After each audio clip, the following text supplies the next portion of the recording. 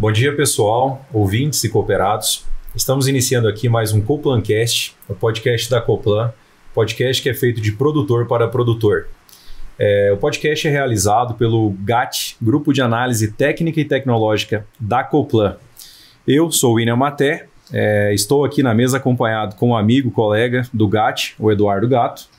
E temos também na mesa a ilustre presença do professor Sérgio Mazaro. Gostaria de passar a palavra aqui para o Eduardo, para as apresentações. Olá, pessoal. Bom dia a todos.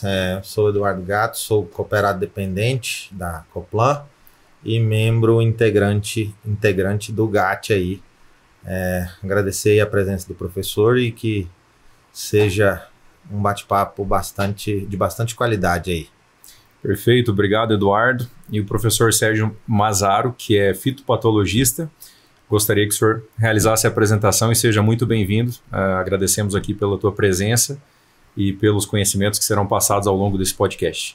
Muito obrigado aí, William, obrigado, Eduardo, muito obrigado ao pessoal da Coplan, obrigado aí também a Corteva pela oportunidade e não tenho dúvida que falar de biológico é um assunto muito bom, né?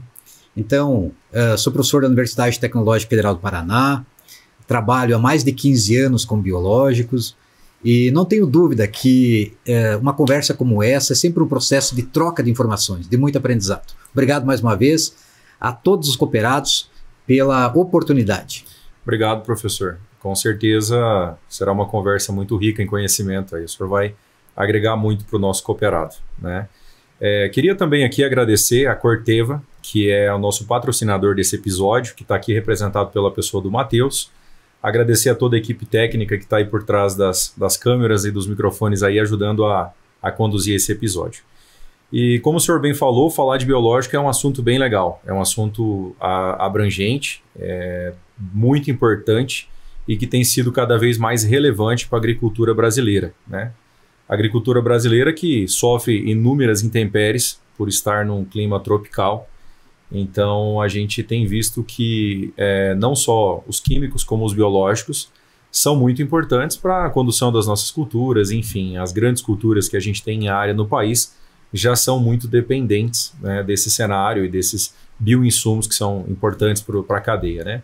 Professor, e nesse sentido, a gente gostaria de entender como que foi o início dessa história, como que tudo isso começou no Brasil e como que a gente está hoje na agricultura brasileira em relação a essa ferramenta, a essa ferramenta biológica que é tão importante para a nossa agricultura de forma geral. Sem dúvida, William, Eduardo, nós tivemos um avanço enorme nos últimos anos. Então, se nós pegarmos, veja só, em 93, nós tínhamos 3 produtos biológicos. Então nós tínhamos lá os BT, os baculovírus, muitas vezes trabalhos isolados com tricoderma, onde muitas vezes era a própria Embrapa desenvolvia um tricoderma no arroz, passava um pouquinho de arroz para os produtores lá de maçã e eles colocavam nas covas da cultura da macieira. Enfim, várias questões ocorreu de forma muito isolada, mas muito restrita. E o que acontece? Veja só, de 93, 3 produtos comerciais, hoje, em 2024, nós temos mais de 500 produtos registrados biológicos, nós temos mais de 170 empresas de biológicos, e sempre com muita inovação e com uma diversidade enorme de produtos. Seja produtos considerando a questão de inoculantes, um bradyrhizóbio, um rizóbio, um azospirilo, uma pseudomonas, seja produtos para controle e manejo de doenças nematicidas como bacilos, pocônia, pacilomices, seja para controle de doença como bacilos, tricoderma, uma diversidade enorme, ou para o manejo de pragas, bovéria, metarrise, zária, enfim, a diversidade é muito grande, o conhecimento é muito grande e principalmente o mercado em ascensão. Veja só, nós, esse ano de 2023, nós tivemos em torno aí de 4 milhões de faturamento com biológicos, enquanto que até 2030 nós vamos chegar a 20 bilhões. Perdão, falei milhões, são bilhões. 4 bilhões vai chegar até 2030 em 20 bilhões. Ou seja, um mercado que está muito em ascensão, e ele se encaixou perfeitamente no Brasil, porque devido às condições edafoclimáticas do Brasil, a diversidade de culturas e principalmente todo um processo de entendimento de melhoria de bioma e biota de solo. Perfeito.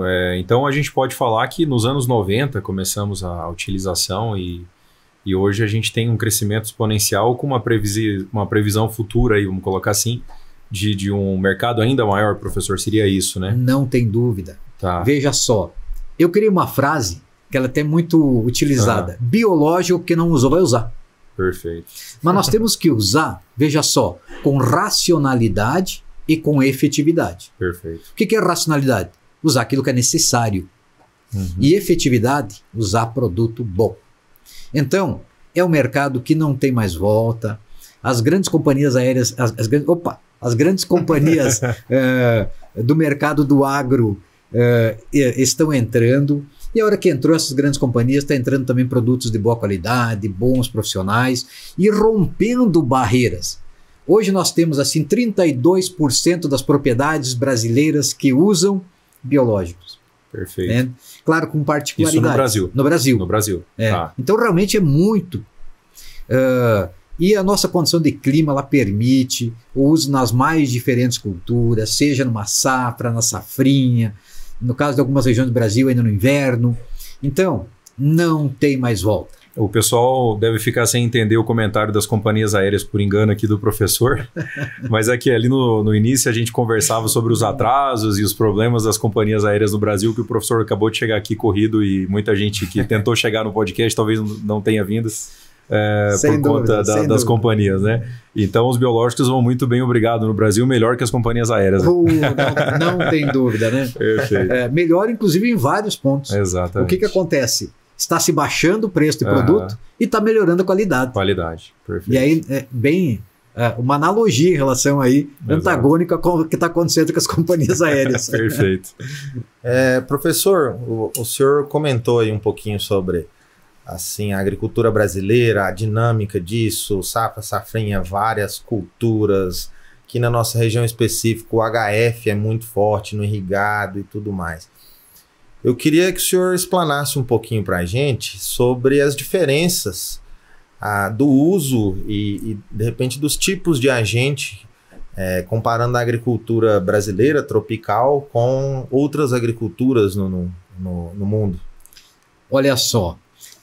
Você veja só, nós temos, por exemplo, vamos pegar a questão da Europa, e vou citar um exemplo claro, muitas vezes, da Polônia, que é um país com uma capacidade produtiva agrícola interessante também. Para que eles usam, muitas vezes, agentes biológicos lá?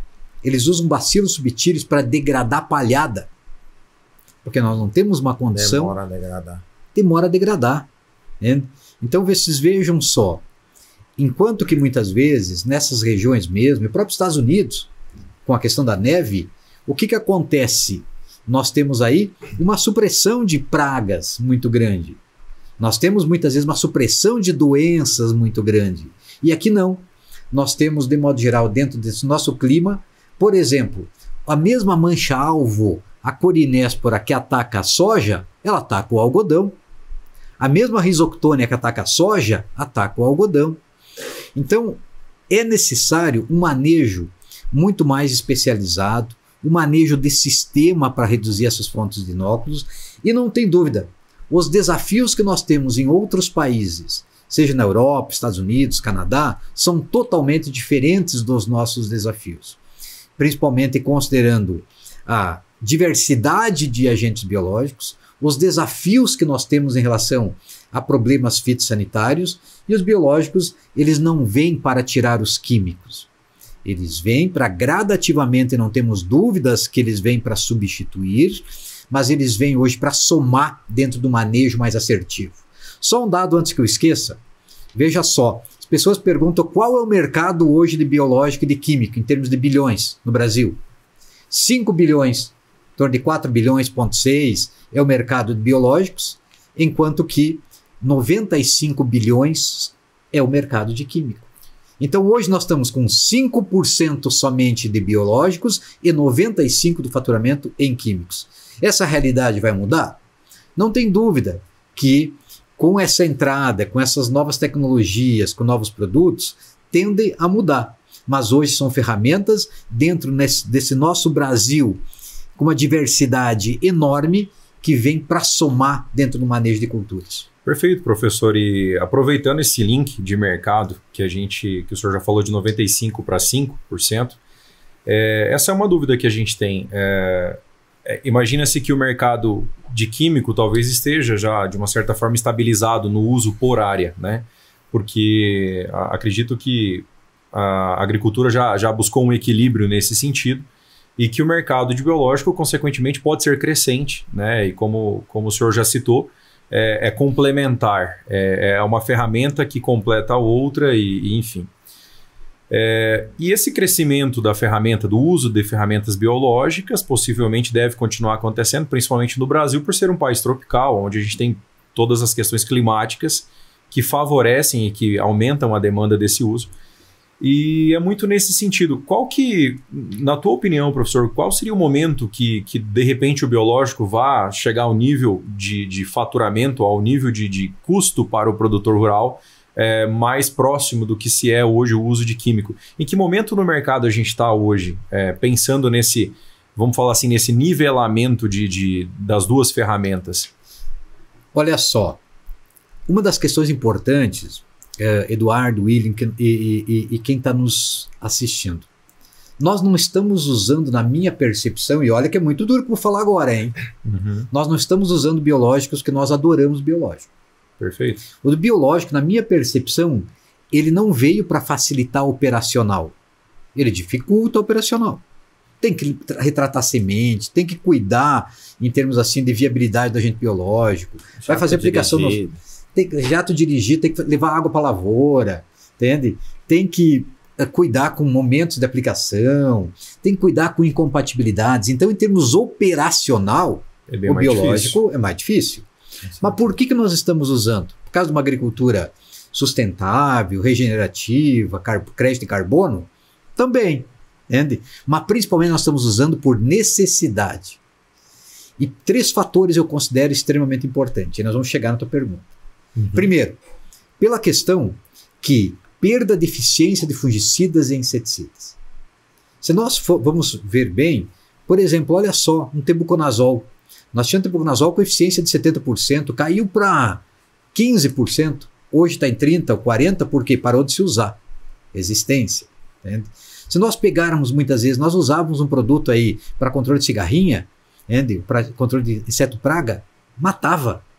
Hoje tu aplica, não dá residual desses químicos, você vai lá, tem muita cigarrinha viva. Uhum. Isso é resistência. Uhum. Então, primeira questão, os fungicidas mesmo, os sítios específicos, triazóis, tuberulinos, carboxamidas, de modo geral, altamente eficiente, inclusive para DFC. Uhum. Hoje a média de eficiência desses produtos não chega a 40%.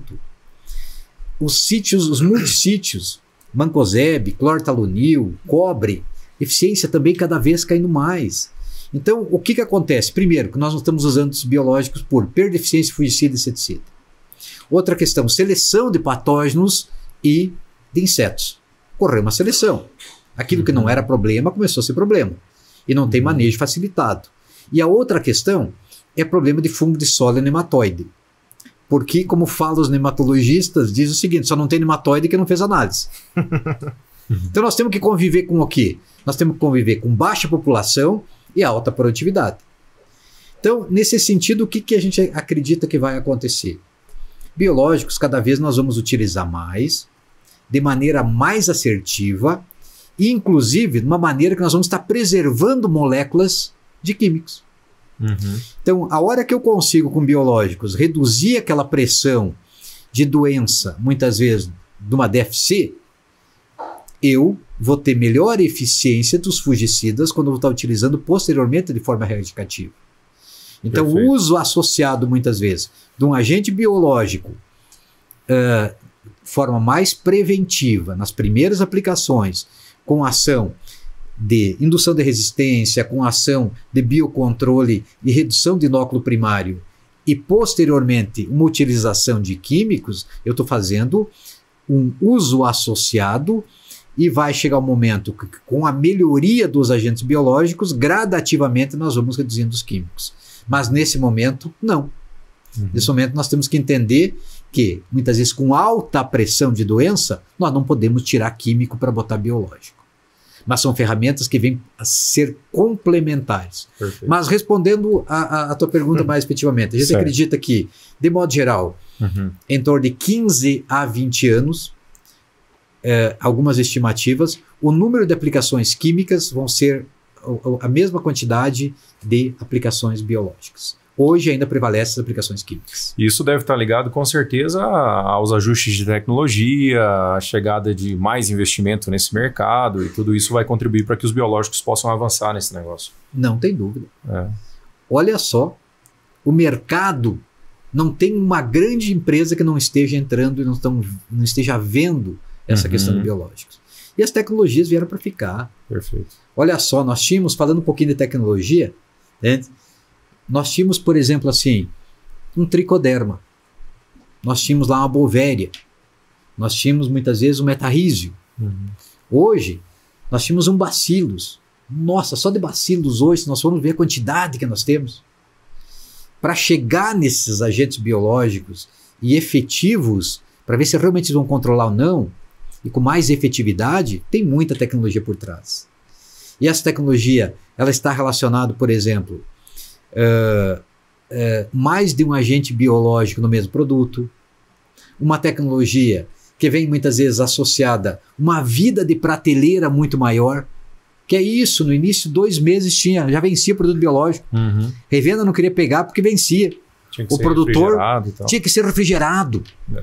Essa cadeia de frio, o produtor nem levava água gelada para a lavoura, tinha que dar um jeito de permanecer essa cadeia de frio. Isso é tecnologias na formulação. E, ao mesmo tempo, novos produtos biológicos. Veja só, a própria Corteva mesmo, lançando um agente biológico, o metilobactério, com capacidade do quê? De aproveitamento do N atmosférico quando aplicado na parte foliar, entrando no estômago da folha e fazendo uma complementação para uma aplicação, muitas vezes, de um N que não foi tão adequado lá no início da adubação de base, entende? Ou uma necessidade de N na cultura, permitindo uma aplicação numa fase vegetativa da cultura. Isso é tecnologia, chegar num agente biológico, fazer com que ele seja efetivo, entrando num sistema, entende? E mostrando o resultado. Então a tecnologia veio para ficar. Da mesma maneira que produtos como esse mencionado, outros produtos já lançados, associações de biológicos com maior efetividade e com tudo isso que a gente falou, que só vem melhorar aí e vem agregar aos químicos e aos agroquímicos como um todo. Perfeito. Perfeito. Tá claro.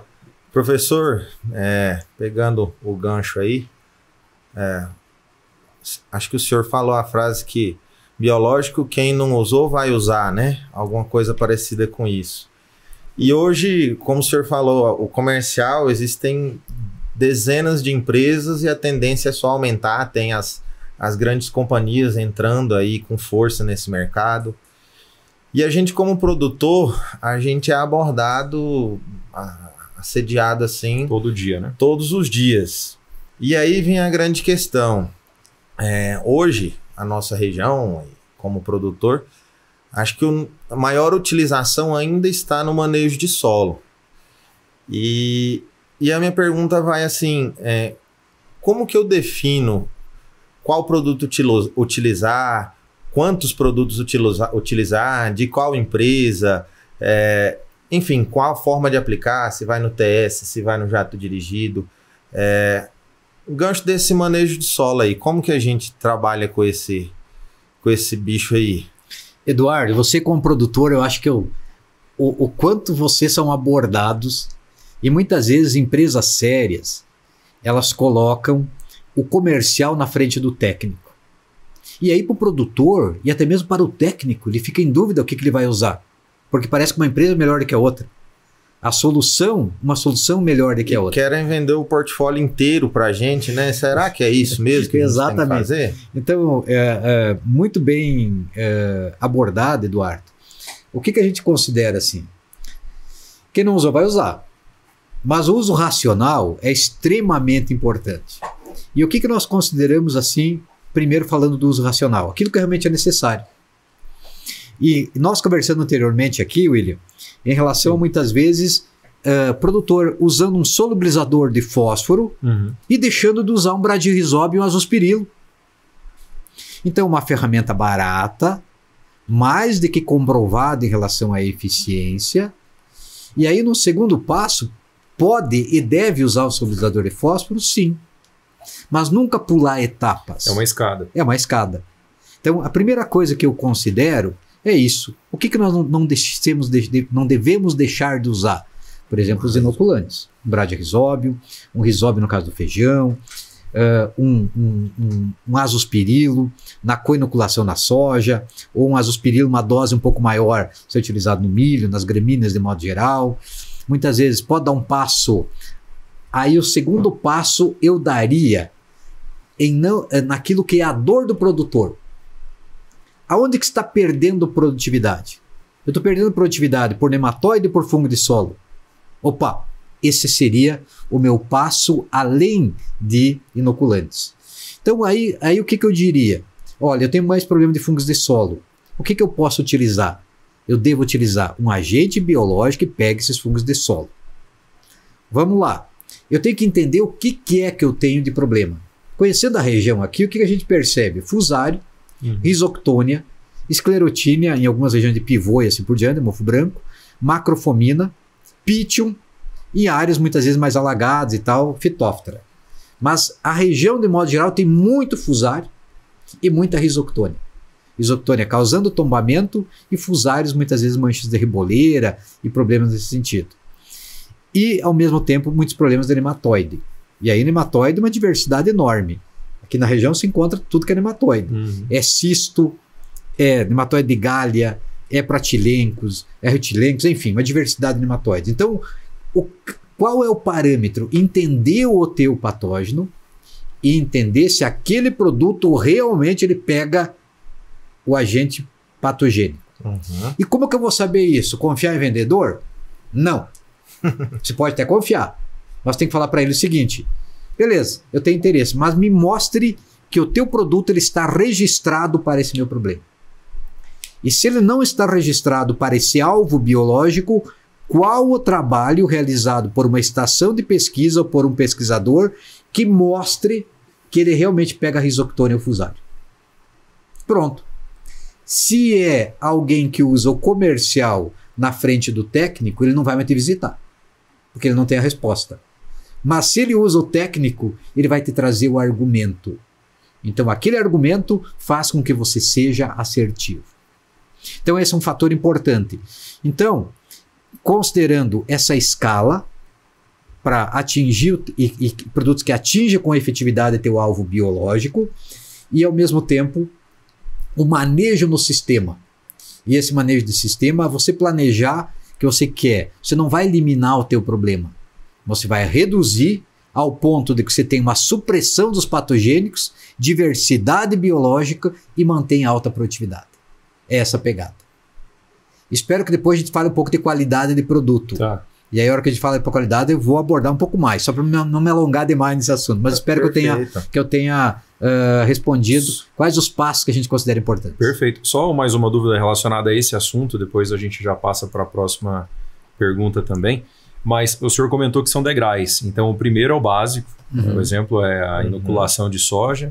O segundo é identificar qual é o maior problema que o produtor tem, que é o que foi citado agora. E isso está relacionado a um bom diagnóstico, né?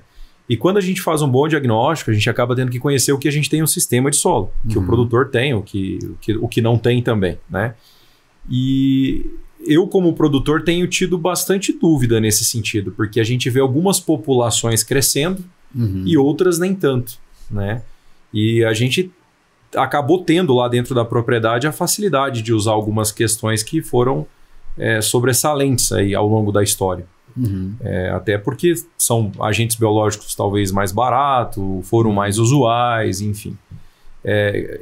Como é que a gente faz esse diagnóstico? Porque assim, é uma metagenômica de solo para tentar entender esse equilíbrio do sistema de solo. Enfim, eu queria aprofundar um pouquinho mais nesse assunto, porque assim, o produtor rural ele sabe que tem o nematóide, ele sabe que tem o mofo branco ou que tem o fusário, isso é a realidade nossa, né?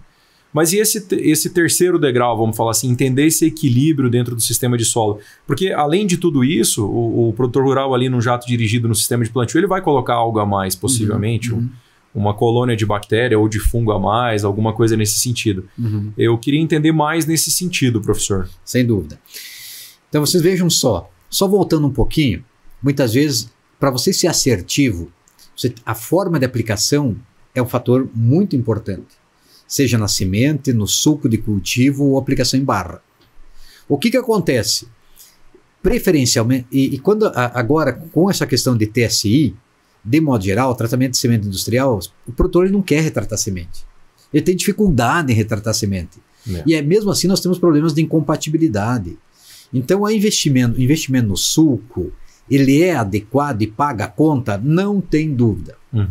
Só que no suco ou na semente vai funcionar melhor para quê? Para fungos de solo, nematóides, solubilizadores, promotores de crescimento, sem dúvida é melhor aplicar no suco. Para aplicação em barra, onde que funciona melhor? Aplicação na parte aérea, quando considera principalmente assim, DFC e algo nesse sentido. E, por exemplo, agora tecnologias como essa, bactérias, capacidade de aproveitamento de N, entende? Ação foliar. Então, aplicação em barra. Mas uma das questões que eu considero importante, nós estamos cada vez mais arrancando menos planta para entender nosso problema. Então, o que acontece? A metagenômica é uma ferramenta bacana, não tem dúvida, mas não é uma solução para a metagenômica. Não é uma solução que você vai pegar. Quem olhou metagenômica, eu olho metagenômica, chega a ter 700 micro-organismos. Eu até brinco, digo o seguinte, está descrito ali até o carrapato que estava presente lá no dinossauro. Você tem uma ideia. Lista tudo que tem, de modo geral, de agentes biológicos presentes. Mas qual é o entendimento? Quais desses agentes biológicos que efetivamente estão causando problema para você? Exato. Essa é a dificuldade do produtor. Eu não conheço metagenômica que não tenha risoctônia, que não tenha fusário, que não tenha nematóide e assim por diante. O produtor chega para mim e diz assim, professor, eu queria fazer uma análise desse solo e ver quais os patógenos que tem. Eu chego a brincar para o produtor e falo o seguinte, qual o patógeno que você quer que eu selecione para ti aqui? Todos vão ter todos. Não digo todos, mas muitas vezes assim, alguns que são extremamente danosos, eles estão presentes. Então ela serve como um indicativo mais fino para uma tomada de decisão? Não tem dúvida. Mas a primeira diagnose, ela tem que ser feita por agrônomo raiz. O produtor raiz, canivete, arrancou a planta ali, entende? Deu um jeito de ver que está meio avermelhado, é fusário. Ele deu um jeito que tem desenho geográfico, é Phomopsis. De modo geral, ocorreu um escurecimento da base tem grande possibilidade de ser Phytophthora. Muitas vezes, macrofomina, cheio de microescleróides pretos. Mofo branco, o escleródio. Né? Então, mesmo assim, escleródio Wolfs é um problema enorme nesse sentido agora.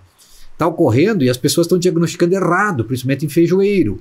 Você pega simplesmente, tem técnicas fáceis do agrônomo fazer. Ou manda para um laboratório de diagnóstico, parte para uma diagnóstica tua como agrônomo e ao mesmo tempo uma comprovação por uma análise simples para entender qual é o teu patógeno. E a primeira ação que você vai fazer o que é? Usar um agente biológico que tenha registro ou tenha estudo para esse patógeno.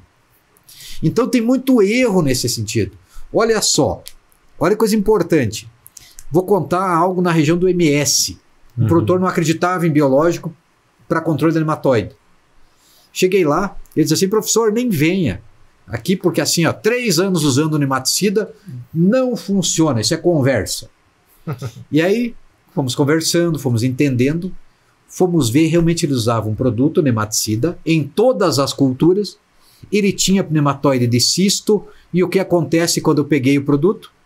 O produto não tinha registro. Não tinha registro, não tinha estudo Sim. e não tinha eficiência, e o comercial de uma empresa foi além do técnico e ele estava comprando e claro que nunca ia funcionar. Uhum. Então, é extremamente importante nós trabalharmos com o produto certo, em termos de solo, aplicar de forma direcionada, e nós temos que ter um entendimento seguinte. Tem mais de uma pesquisa que mostra que quando eu entro com um agente biológico, por exemplo, um tricoderma, que tem grande capacidade de competição e ele tem ação inundativa, aplicando uma dose de tricoderma que normal, mas é muito agente biológico, o que vai acontecer? Esse tricoderma, além de ter uma ação de biocontrole para os mais diferentes patógenos, ele tem uma capacidade de rearranjar outros micro-organismos. Então, tem um trabalho feito pelo Rodrigo Mendes, da Embrapa Meio Ambiente, que mostra, dentro de metagenômicas que ele trabalha, que quando eu entro com um agente biológico, além da ação de biocontrole, o que ele faz? Ele rearranja e traz outros agentes biológicos. Então, aqui nessa região, que é muito clássico a questão de safra e safrinha, e depois fica um período sem chuva, o que é importante nós termos entendimento? Nós temos entendimento que nós vamos ter que entrar com uma diversidade maior de agentes biológicos na safra, não deixar de entrar nas primeiras aplicações na safrinha, que é uma condição ainda adequada para a multiplicação do agente biológico, e de modo geral, ali naquele período de seca, ninguém se multiplica. Mas se nós conseguirmos colocar de modo geral, por exemplo, junto com o milho, colocar uma braquiária, o que nós vamos estar fazendo? Melhorando o sistema.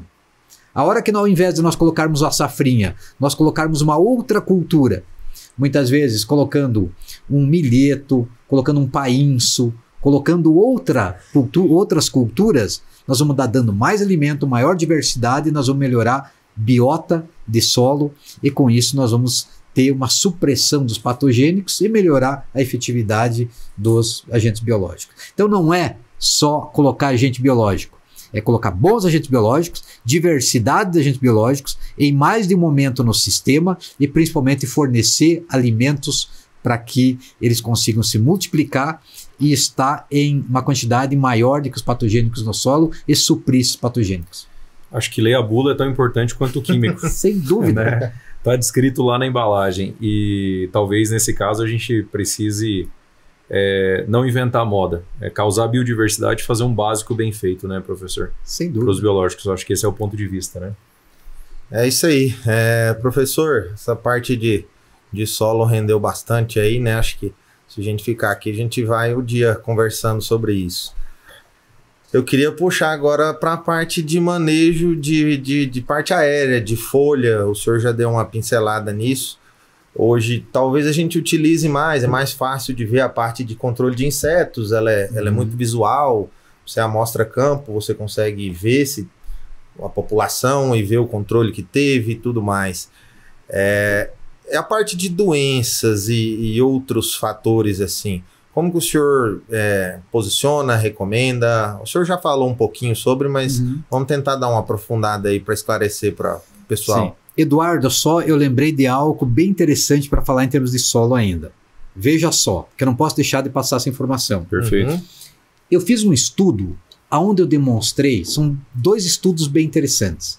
Um deles eu demonstrei que a maior quantidade de fusário que eu tinha em área de soja estava associado com o nematóide. Por quê? O nematóide abria caminho, abria as portas e o fusário entrava. O nematóide abre a porta e o fusário entra. Oportunista. E aonde eu trabalhei só com fusário e não tinha nematóide inoculando, nós tínhamos baixa incidência de fusário. O que eu estou querendo dizer com isso? Muitas vezes, veja só, nós estamos trabalhando, por exemplo, com crotalária para controle de nematóide. Crotalária reduz sem dúvida, pega uma expectabilis, todas as espécies nematóides. Mas o que crotalária pode fazer? Ela pode aumentar fungos de solo, porque ela é atacada muito, por exemplo, por fusário. Então o que a gente recomenda? Não dá para pensar somente no manejo de nematóide. Pensem, produtores rurais, pensem de forma associada ao manejo de nematóide e fungo de solo. Sistêmica, né? Sistêmica. Então, quando a gente pega por exemplo, a análise que o William comentou ali, né? Se a gente olhar friamente a população do Fusarium, a gente pode cometer algum equívoco. Mas vale a relação do ambiente, o equilíbrio entre tanto os patógenos quanto os benéficos, é o que a gente... Falou tudo. Porque eu tenho áreas no solo uma quantidade grande de fusário e tenho pouca incidência nas plantas. Em outros momentos eu tenho nematóide e baixa população de fusário quando eu vou quantificar e alta incidência nas plantas. Então essa relação é extremamente importante nós entender manejo. Outra questão que eu não posso esquecer de falar antes de ir para o manejo de...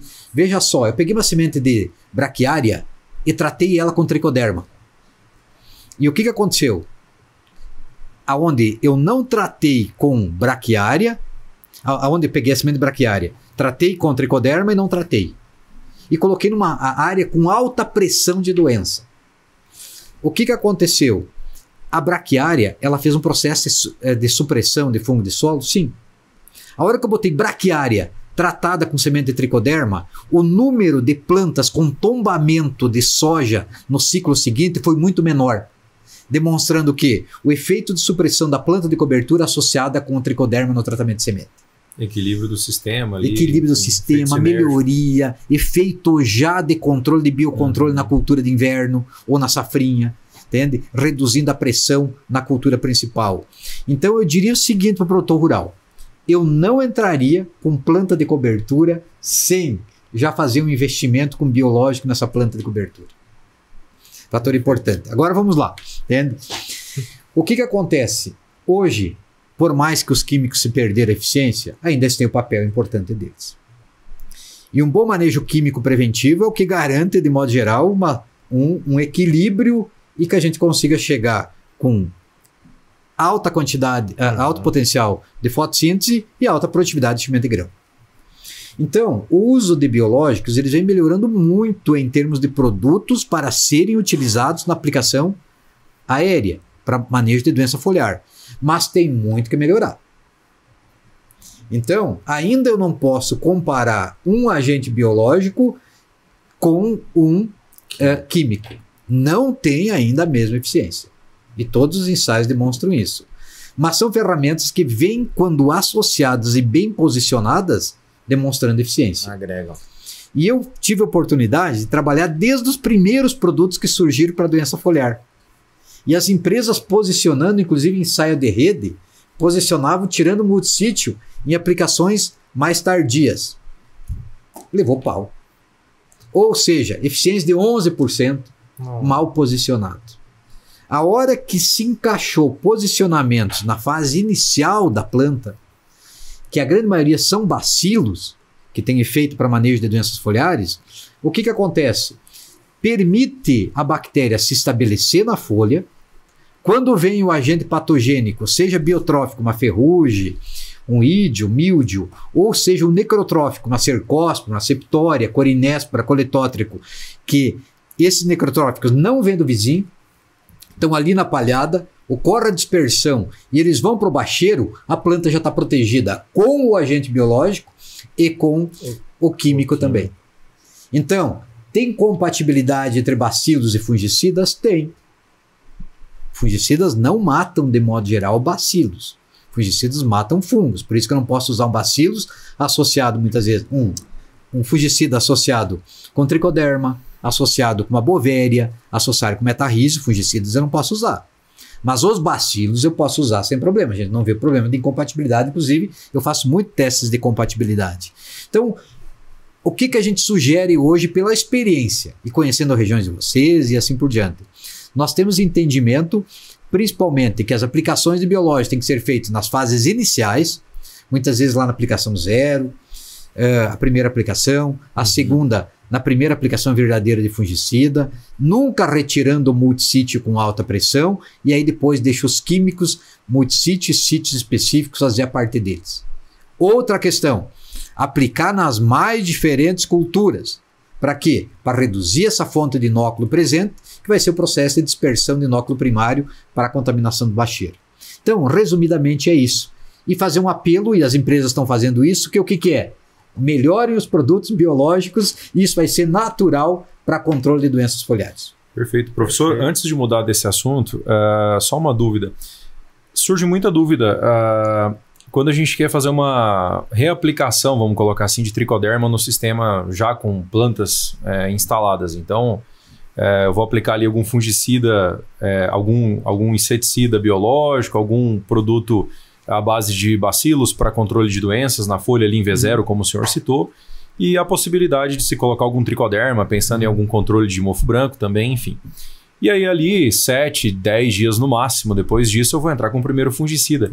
Como é que a gente pode, qual parâmetro a gente poderia levar em consideração para essa entrada de fungicida no processo, no sistema ali, depois da aplicação dos biológicos? Porque fica naquela dúvida, mas agora eu vou aplicar um fungicida, acabei de aplicar um biológico, já colonizou ou não? Qual que é esse parâmetro prático para que a gente possa se basear? O tricoderma em si, ele não se estabiliza na folha. Perfeito. O que tem efeito do tricoderma é metabólitos do tricoderma na folha. Tricoderma é um fungo necrotrófico, saprofítico, ele se alimenta do quê? De matéria orgânica e palhada. E aí o que acontece? Por mais que os estudos a gente tenha demonstrado que aplicações aéreas de fungicida não chega, de modo geral, comprometer todo o processo de população que existe de tricoderma. Então, por mais que entre o fungicida posteriormente, o tricoderma já teve o espaço dele para colonizar e se estabelecer, e, de modo geral, os danos que a gente viu em termos de manejo de fungicida posterior não tem prejudicado o ganho com o uso de tricoderma, mesmo antes do fungicida, não tem causado os prejuízos ao ponto de não utilizar. Perfeito. Bom, vamos nos encaminhando aqui para os momentos finais do nosso podcast. Caramba, já passou, hein? Passou rápido. Passou rápido. E... Há umas 2 horas, eu acho. Exatamente. Conversa boa, né? Falar de biológico é muito bom. Exatamente. A penúltima pergunta aqui, professor. Quando a gente fala em bioinsumos, o produtor logo associa aos manejos de sistema de solo, que foi o que nós falamos, ao controle de pragas, ao controle de doenças, enfim, isso é o que é lembrado em primeira mão, né? E realmente é o que se tem mais disponibilidade e foi o processo mais antigo que surgiu aí na agricultura, né? O que a gente tem hoje de inovação no mercado que o senhor considere relevante citar aqui no nosso podcast para que o produtor possa ficar antenado a essas novas tendências ou coisas boas que possam estar surgindo? O que o senhor poderia deixar como uma consideração para nós? Olha só, nós temos uma diversidade enorme além de biocontrole. Então, biocontrole, não tem dúvida, o efeito direto sobre um fungo de solo, sobre um nematóide, um biocontrole sobre uma bovéria, uma metarrhiza, uma isária, pseudomonas, sobre uma cigarrinha, sobre insetos de modo geral. Esse biocontrole mais de que consolidado. Mas nós não podemos esquecer que biológicos nós temos toda uma questão voltados a bons inoculantes, BRAD, ASOS, nós temos solubilizadores um papel fundamental e não somente na solubilização de fósforo, solubilização de potássio, solubilização de outros nutrientes, presos muitas vezes, ligado lá muitas vezes ao ferro e alumínio, liberando esse fósforo para o solo, são bons e com capacidade de promover crescimento do sistema radicular. Nós temos produtos como Bacillus aryabhatae, que tem um ganho, principalmente considerando estresse hídricos, é um ganho enorme que se vê nesse sentido. Nós temos produtos considerando a questão de indução de resistência em plantas. E, ao mesmo tempo, quer dizer, essa diversidade de ação, não somente considerando biocontrole, tem que ser considerada quando se usa agentes biológicos e diversidade de agentes biológicos. O que está vindo forte daqui para frente? Está vindo cada vez mais agentes biológicos especializados, como essa bactéria que a gente... Olha que revolução se aplicar um agente biológico com capacidade de aproveitar o nitrogênio aplicado na parte aérea, entrando no estômago da planta. Isso é revolução, é tecnologia pura. Então, materiais como esses é uma tendência forte de vir, porque as grandes empresas entraram, e mesmo empresas nacionais, boas empresas, elas estão formando um corpo científico excepcional, e isso é o produtor que vai ganhar, são vocês produtores que vão ganhar, e principalmente avançando em metabólitos de micro-organismos. Então, o que são esses metabólitos? Já tem produtos no mercado hoje que não têm agentes biológicos e só tem, de modo geral, o que é proibido, o que é produzido pelo agente biológico para se defender. Então, por exemplo, eu pego um bacillus, eu estresso o bacillus, ele produz todas aquelas enzimas, todas aquelas substâncias metabólitos secundários que tem efeito direto a patógenos, mas não vai ter o bacillus. Então isso possivelmente vai poder associar com qualquer químico e vai, de modo geral, melhorar e até mesmo proteger moléculas de fungicidas e de químicos como um todo. Então, existe toda uma tendência muito forte nesse sentido. Está vindo tecnologias como RNA mensageiro, que são também tecnologias específicas para melhorar a questão fisiológica da cultura, que é biotecnologia como um todo.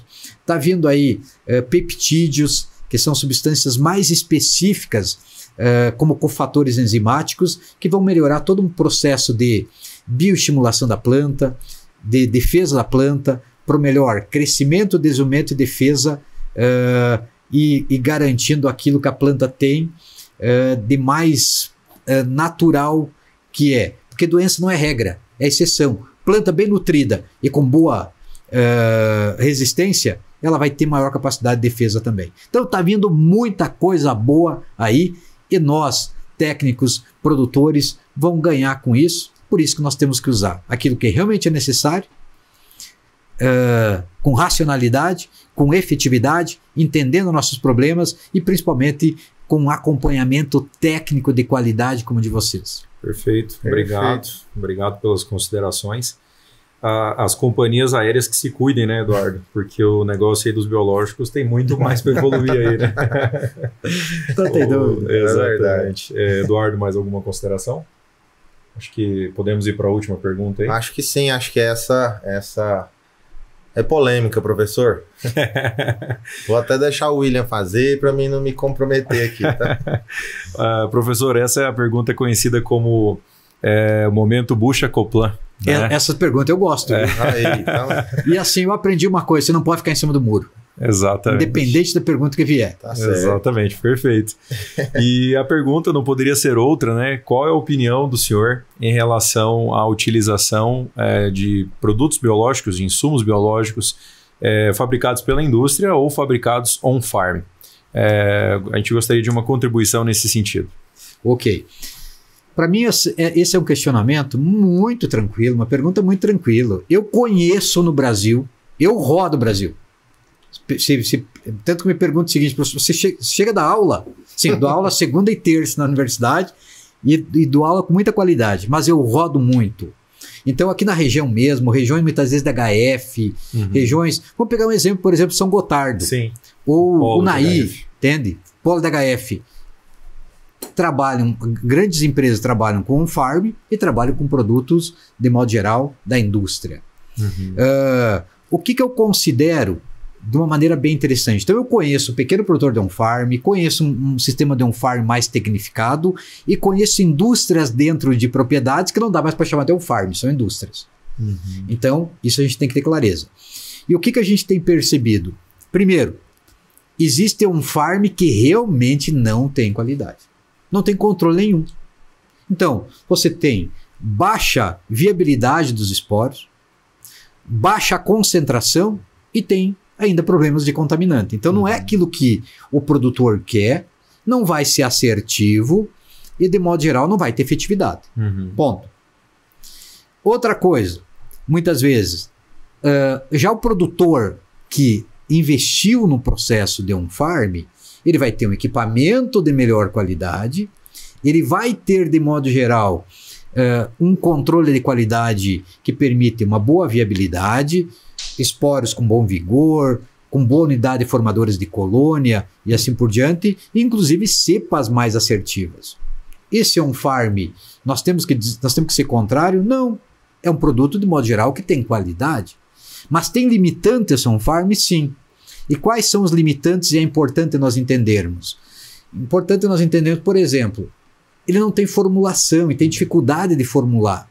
Enquanto que o industrial tem até 18 meses de prateleira, muitas vezes o shelf life de um produto on-farm é aquela semana que perdeu viabilidade. Outra questão, muitas vezes um on-farm você não consegue inserir mais de um agente biológico dentro do mesmo produto. Você não vai ter a mesma eficiência que a indústria tem para fazer isso. Então, você está perdendo em termos de efetividade. Outra questão, você vai ter facilidade, por exemplo, de produzir um bacillus, uma pseudomonas no sistema on-farm, entende? Com uma aplicação logo em seguida. Mas você vai ter mais dificuldade de produzir, por exemplo, um tricoderma, uma bovéria, um metarrísio, que a própria indústria tem dificuldade de produzir no meio líquido e vai produzir lá no meio sólido. Então, essa facilidade você não vai conseguir no on-farm. Então, o que eu vejo? Eu conheço grandes produtores. Eu mesmo agora participei de um evento que foi o Buy Summit, onde eu mediei um processo de discussão entre a indústria e o produtor on-farm. E lá estava um produtor, e é um grande produtor, lá do Rio Grande do Sul, ele produz 15 mil hectares. O Maurício de Bortoli, das Sementes Aurora. Ele gravou com nós aqui, inclusive, há uns 2 meses atrás. Olha aí, entende? Exato. E aí, o que o Maurício faz? Ele contou uma coisa bem interessante. Ele disse, sabe por que eu comecei a produzir on-farm?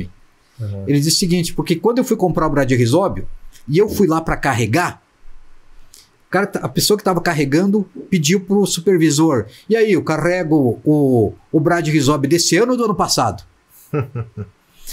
Naquele momento ele disse assim, opa, eu vou começar a produzir aquilo que eu posso produzir, eu vou produzir. Então ele é um exemplo claro de um farm de qualidade, é esse que nós defendemos. O que ele faz? Ele produz, ele sabe suas limitações, ele não entra no processo produtivo, ele tem técnicos extremamente especializados, ele tem uma indústria dentro de um processo produtivo extremamente especializado, e mesmo assim ele sabe das limitações. E o que ele faz? Ele compra alguns industriais que ele tem que ter mais especificidade. Então tem espaço para todo mundo. É um assunto que nós temos que entender. Que o que nós queremos? E o que o produtor quer? Independente de on-farm ou de não on-farm. Nós queremos produtos de boa qualidade, com boa viabilidade, que tenha assertividade para atingir o alvo biológico. Isso que se quer. E ao mesmo tempo quer que compense financeiramente, e que traga resultado. Então, não dá para trabalhar esse assunto de uma maneira... temos que desmistificar. E o espaço biológico hoje é 17% do mercado nacional, de on-farm, 17% do mercado nacional. Ou seja, tem espaço para todo mundo. O que nós queremos, cada vez mais, é segurança produtiva, usando bons produtos, e os biológicos são ferramentas para isso. E boas conversas como essas. Então, a hora que nós trouxemos um produtor, trouxemos uma equipe técnica, trouxemos a Coplan tratando assuntos de forma desmistificada, sem interesse comercial, só tendo técnica. Exato. Faz com que o produtor que está nos ouvindo, ele filtre e acabe sendo cada vez mais assertivo dentro do processo produtivo. Muito bom, muito obrigado, professor. Obrigado pelas considerações. Aqui a gente chega no momento final do nosso podcast. Gostaria que o Eduardo fizesse as considerações finais. Só agradecer ao professor aí, foi excelente, acho que o tempo passou rápido. Demais. Já vamos deixar o convite aqui para ele voltar, que acho que ficou assunto, né, professor, para a gente continuar aí na próxima. Assunto bom, assunto muitas vezes de visitar a tua propriedade, exato, entende? Isso aí. De visitar as propriedades em si atendidas, entende? Para que a gente consiga cada vez mais levar a ciência com o conhecimento. E quem tem mais conhecimento não são as universidades, quem tem mais conhecimento é o produtor. Com especificidade. E a ciência, quando ela se aproxima, não tem dúvida que todo mundo ganha. Perfeito. Professor, mais uma vez, nosso muito obrigado. Se o senhor quiser deixar uma mensagem final para o produtor da Coplan. Pessoal, primeiro, obrigado a vocês. Obrigado. Entende? Realmente, Eduardo e William, como é bom nós conversarmos com um assunto assim, de uma maneira técnica, desprovida de interesses, onde a parte técnica prevalece, uma cooperativa séria, uma equipe séria e que isso faz a diferença. Da mesma maneira, gostaria de agradecer mais uma vez a Corteva por ter viabilizado, ter patrocinado. E o que eu queria dizer para o produtor é aquilo que a gente falou desde o início. Não, biológico, todo mundo vai usar. Quem não usou vai usar. Mas nós temos que usar com racionalidade aquilo que realmente é necessário e com efetividade. Produto bom, produto que faça efeito e que pague a conta. E principalmente acompanhados por bons técnicos. Muito obrigado. Obrigado, professor. Obrigado, pessoal. Aqui a gente encerra mais um Coplancast, um podcast feito de produtor para produtor. Aqui encerramos então o episódio de bioinsumos na agricultura. E mais uma vez, muito obrigado a todos presentes na mesa e um obrigado à Corteva, que é a nossa patrocinadora desse episódio. Nosso muito obrigado e tenham todos um bom dia.